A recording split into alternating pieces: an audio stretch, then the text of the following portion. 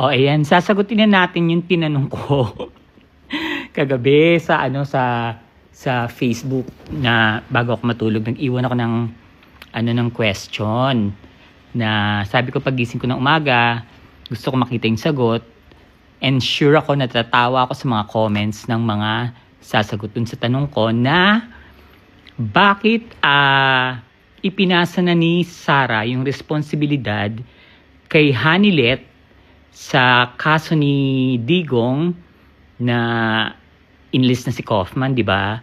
After inlist si Kaufman, kay Hanilet na ipinasa yung responsibilidad pati paghahanap sa bagong lawyer.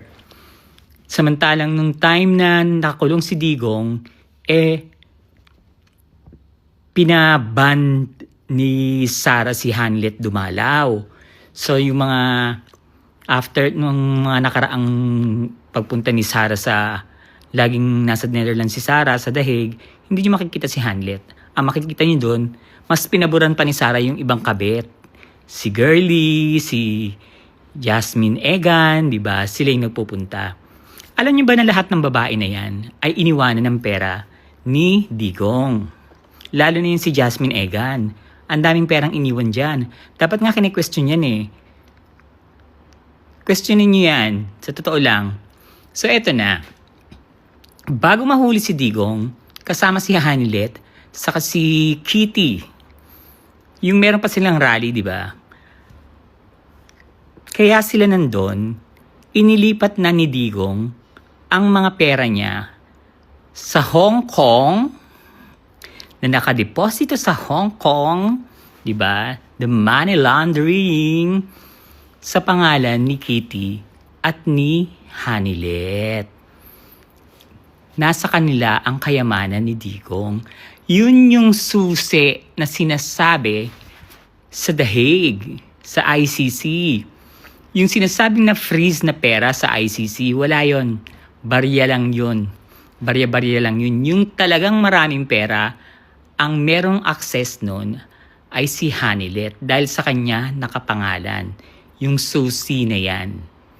So ibinigay na sa kanya yung responsibilidad sa kaso ni Digong sa pagbabayad ng mga lawyers dahil si Sarah ay naubusan na at si Hanilet, na kay Hanilet ang kayamanan. Kaya naman biglang super close na naman sila kay Kitty.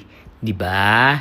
Yan po ang totoong istorya na yung susi, parang the key is the key. O diba? Ang susi ay yung susi. Hindi nakuha ni Sarah yung access dahil nakapangalan kay Hanilet yung iniwang kayamanan ni Digong. Ito naman kasi Sarah, okray din. Dapat pinakasimahan mo yung tao. Diba? Sa totoo lang, hindi ko pinagtatanggol to Doon tayo sa totoo.